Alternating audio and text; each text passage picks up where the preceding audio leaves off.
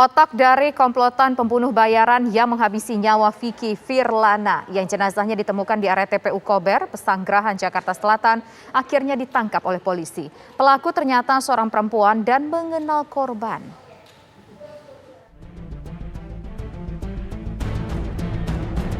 Teka-teki pembunuhan Vicky Firlana, korban tewas yang jenazahnya ditemukan di area tempat pemakaman umum Kober Ulu Jami, Pesanggerahan, Jakarta Selatan, akhirnya terungkap.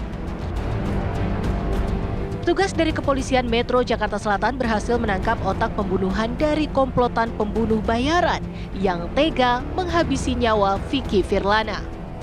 Pelaku ternyata seorang perempuan bernama Lely Mawali dan mengenal korban Vicky juga kekasihnya Hilda.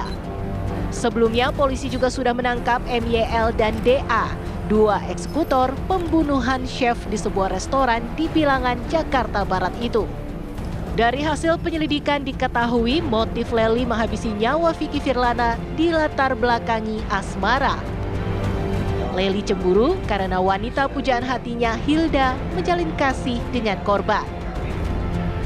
Adapun motif yang melatar belakangi kejahatan ini diantaranya adalah bahwa pelaku utama yaitu saudari LM ini diduga memiliki kelainan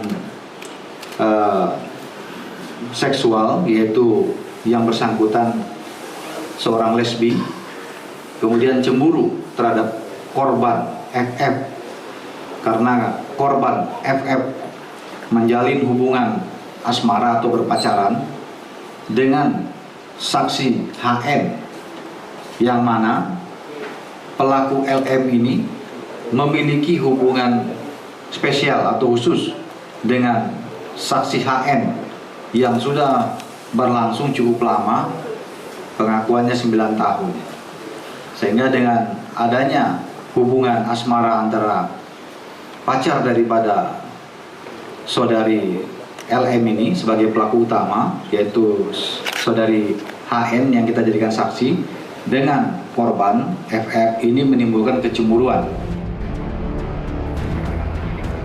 Tak hanya panas hati karena cemburu, amarah Lely semakin bertambah setelah Vicky meminjam motornya dan mengembalikan dalam kondisi rusak.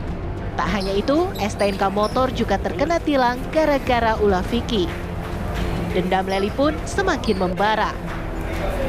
Gelap mata, ia pun mengatur rencana dan membayar 2 orang eksekutor untuk menghabisi nyawa pria berusia 23 tahun itu. Kedua eksekutor, DA dan MYL, dijanjikan masing-masing uang 1 juta rupiah. Kini, Lely dan kedua kaki tangannya harus mempertanggungjawabkan perbuatannya. Ketiganya dijerat pasal perencanaan pembunuhan 338 Junto 340 KUHP dan terancam hukuman mati. Dari Jakarta, Robin Freddy, TV One mengabarkan. Polisi berhasil membekuk otak kasus pembunuhan bayaran pemirsa di Jakarta Selatan tersebut. Pelaku adalah Lely dan korban bernama Vicky Firlana ternyata saling mengenal. Untuk mendalami informasi ini sudah bergabung bersama kami Kapolres Metro Jakarta Selatan, Kombes Pol Budi Herdi Susianto. Selamat sore Pak. Pak, kita ingin tahu bagaimana awalnya polisi berhasil mengungkap kasus pembunuhan ini. Selamat sore. Ya, terima kasih. Jadi dari adanya laporan masyarakat tentang adanya penemuan sesosok mayat laki-laki di dalam pekuburan Kober Pesanggerahan, kami kemudian langsung mendatangi TKP, di mana tim dari Polsek Pesanggerahan, kemudian dari Polres Metro Jakarta Selatan dan di backup dari Polda Metro Jaya melakukan olah TKP. Memang kalau kita ketahui sangat minim alat bukti yang kami dapatkan ataupun petunjuk yang kami dapatkan di TKP karena memang pekuburan pada saat kejadian juga masih gelap dan sepi dan tidak ada petunjuk lain. Tapi berkat kejelian dan kecermatan dari petugas kami berhasil mengendus eksekutor yang kemudian kami lakukan penangkapan atas nama MYL. Dan kemudian karena dari hasil interogasi maupun pemeriksaan yang kami lakukan, ternyata MYL ini tidak kenal dengan korban, sehingga kami kembangkan.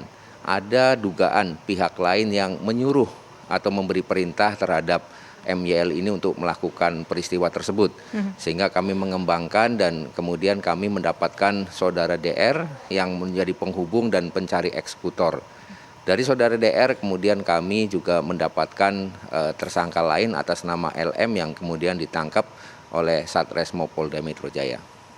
Ya Pak, sebetulnya dari mana LM ini bisa Demikian, mengenal Mbak Tisa. ataupun meng-hire pembunuh bayaran tersebut Pak? Iya, kalau saudari LM ini kebetulan berteman dengan saudara DR, di mana rumah mereka juga tidak jauh atau bertetangga, dan kemudian saudara DR lah yang mengetahui ataupun yang mengenal dengan eksekutor saudara MYL, sehingga atas perintah ataupun keinginan dari saudari LM tersebut, kemudian saudara DL mencari eksekutor dan bertemulah dengan saudara MYL yang bersedia untuk melaksanakan ataupun melakukan perbuatan tersebut dengan imbalan sejumlah uang. Sehingga mereka kemudian bertiga bertemu dan melakukan perencanaan. Dan perlu diketahui bahwa peristiwa yang tanggal 10 itu adalah perencanaan yang ketiga, di mana perencanaan yang pertama dan perencanaan kedua sudah mereka lakukan dengan matang, namun pada saat akan dieksekusi mereka melihat kondisinya tidak menguntungkan seperti banyak saksi dan sebagainya, sehingga mereka khawatir perbuatan mereka akan mudah diungkap oleh penyidik atau polisi, sehingga mereka kemudian merencanakan kembali dan terakhir yang di pekuburan itu mereka melaksanakan eksekusinya, dan mereka berharap dan juga mengelabui penyidik dengan cara ada barang-barang milik korban yang diambil, sehingga dugaan awal mereka ingin mengarahkan kami para penyidik ini kepada dugaan perampokan. Namun demikian berkat ketelitian kecermatan anggota kami saat olah TKP sehingga kami bisa mengungkap bahwa ini adalah peristiwa pembunuhan berencana. Demikian Mbak Tisa. Jenazah ditemukan, korban ditemukan di sebuah makam. Apakah korban ini memang dihabisi nyawanya di makam atau mungkin dibuang di makam, Pak? Iya, jadi hasil olah TKP kami, kemudian hasil pemeriksaan dan alat bukti yang kami dapatkan bahwa peristiwa penusukan itu memang berada di atau ada di TKP tersebut. Dan korban juga pada akhirnya meninggal dunia di TKP karena memang kalau kita lihat jarak antara TKP dengan rumah pacar korban itu tidak terlalu jauh, dan rumah korban memang akses keluar masuknya harus melewati kuburan tersebut, sehingga kebiasaan-kebiasaan inilah yang sering dibaca dan kemudian dipelajari oleh para tersangka, dan kemudian para tersangka menganggap bahwa di TKP itulah tempat yang bagi mereka paling mudah dan paling aman untuk mereka melakukan tindak pidananya, sehingga mereka kemudian melakukan penusukan. Jadi dalam perbuatan tersebut tersangka MYL yang menusukkan gunting ke korban dan kemudian tersangka DR yang memegangi dan mencekik korban, sementara tersangka LM yang menyediakan guntingnya dan membawa mereka ke TKP tersebut. Itu Demikian. korban memang pada saat itu dihabisi ketika melintas mencari jalan pintas di tengah makam, atau mungkin korban diseret ke lokasi makam tersebut, Pak? Ya, dari hasil olah TKP kami memang korban saat itu melintas. Jadi perlu kami jelaskan bahwa rumah pacar korban itu memang akses keluar masuknya harus melewati jalan itu, harus melewati pekuburan. Sehingga pada saat itu setelah korban menginap di rumah pacarnya, kemudian akan pulang di pagi hari menjelang subuh, itu korban tentunya melewati jalan itu karena memang tidak ada akses atau jalan lain, sehingga itu yang biasa dipakai dan digunakan oleh korban untuk kembali maupun untuk datang ke rumah pacarnya. Pak, motif Demikian. utama, kami ingin konfirmasi sekali lagi, motif utama pembunuhan berencana dengan menggunakan pembunuh bayaran ini adalah motif asmara sesama jenis. Apakah mungkin kekasih korban mengetahui rencana pembunuhan ini atau bagaimana, Pak? Ya, jadi antara tersangka LM dengan saksi HN memang ini sudah saling berhubungan kurang lebih 9 tahun. Bahkan keterangan dari tersangka LM sendiri, mereka ada hubungan khusus. Dan untuk korban FF sendiri itu dikenalkan dengan saksi HN itu oleh tersangka LM kurang lebih 1 atau 2 tahun yang lalu. Namun karena setelah dikenalkan, tersangka LM melihat bahwa ini hubungan antara korban dengan saksi HN kok semakin dekat, bahkan mengarah pada hubungan layaknya berpacaran, sehingga ini membakar api cemburu dan kemudian membuat tersangka LM ini dendam kepada korban sehingga merencanakan untuk melakukan pembunuhan. Nah, Ada 2 motif. dari peristiwa ini tentunya kami menggali semua keterangan.